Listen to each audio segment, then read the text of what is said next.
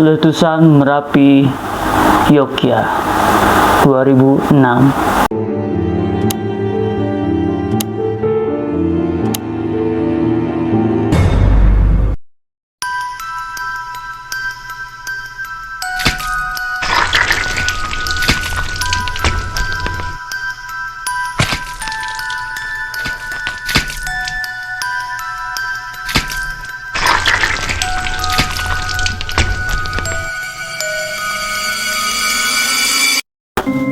Gunung Merapi dikenal memiliki ceritanya tersendiri yang telah dipercayai oleh masyarakat sekitar Merapi.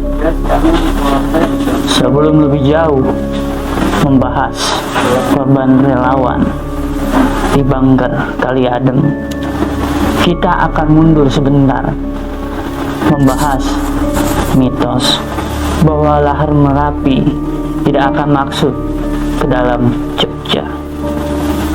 Lalu, bagaimanakah mitos itu?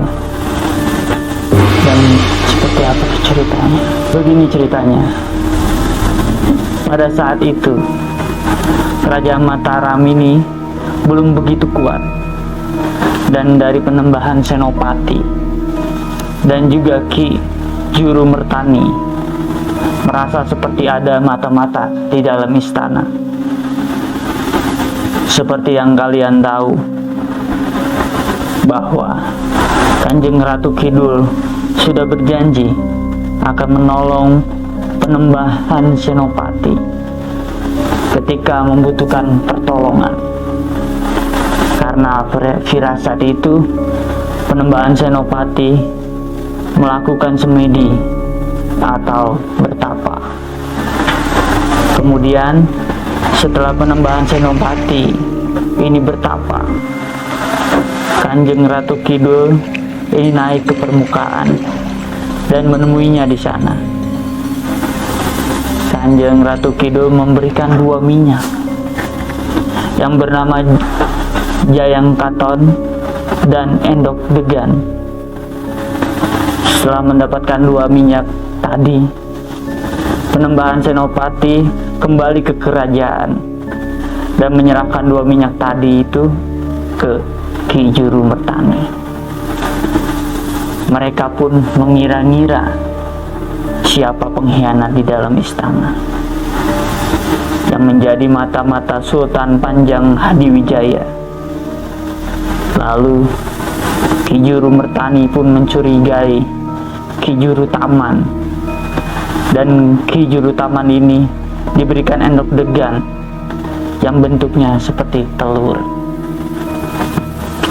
Akhirnya Ki Juru Taman memakan telur tersebut, dan setelah Ki Juru Taman memakan telur, dia berubah menjadi raksasa yang sangat mengerikan. Karena kejadian inilah, dengan nasihat dari Ki Juru Mertani, Penembahan Senopati memerintahkan Ki Juru Taman untuk tinggal di daerah Pelawangan, di kaki lereng selatan Gunung Merapi. Tugas yang diberikan oleh Penembahan Senopati kepada Ki Juru Taman adalah menjaga lahar Gunung Merapi agar tidak mengalir ke arah selatan, yaitu wilayah dari Keraton Mataram di Yogyakarta. Artinya, menurut mitologi Jawa, sejak saat itulah lahar dari Gunung Merapi ini tidak pernah menuju ke Yogyakarta, karena di sana dulu ada Keraton Mataram. Untuk letaknya, Ki Juru Taman berada di Geger Boyo atau Punggung Buaya, yang artinya di sanalah dia beserta pasukannya menjaga. Tetapi Ki Juru Taman ini memiliki perjanjian, yang mana perjanjiannya itu dia akan berhenti menjaga Merapi saat orang-orang Jawa wis ilang jawane. Artinya dia akan berhenti menjaga Gunung Merapi agar tidak mengarah ke Yogyakarta ketika orang Jawa kehilangan jati dirinya.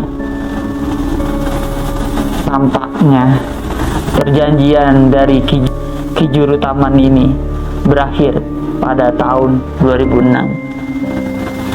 Tepatnya pada tanggal 5 Juni, di mana pada saat itu Geger Boyo ini runtuh.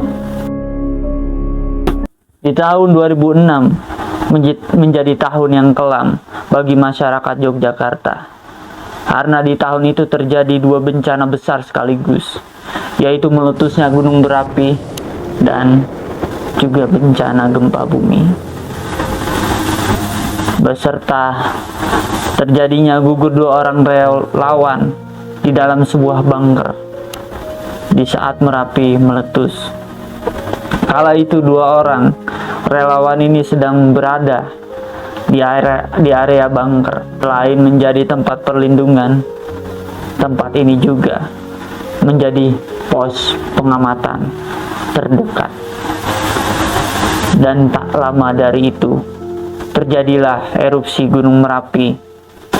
Lalu disinilah awal terjadi tragedi itu.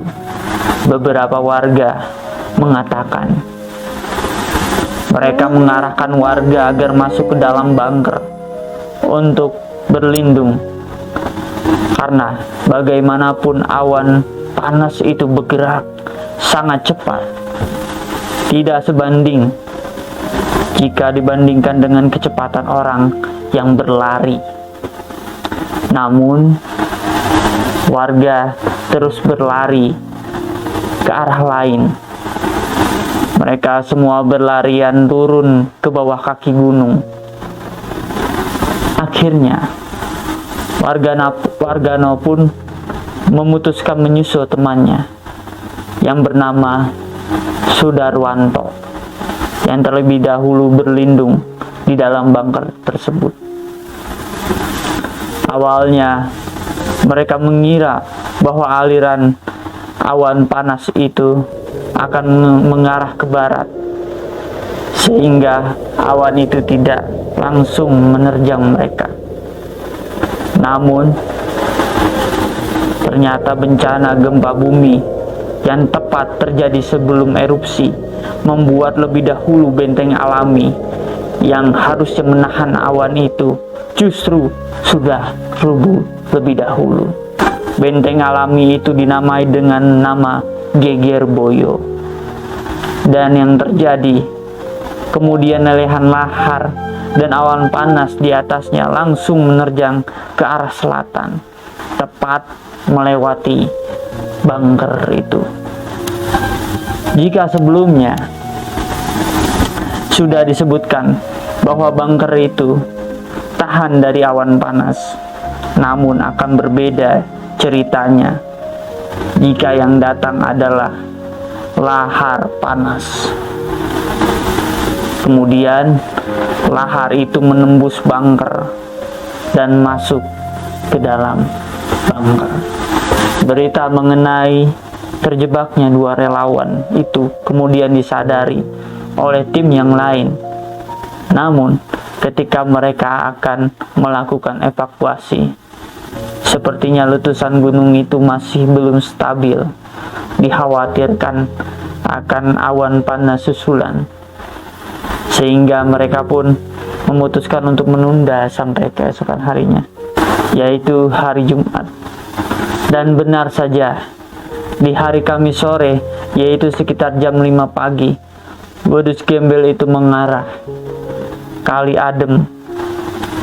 Dan akhirnya di hari Jumat mereka baru bisa melakukan evakuasi.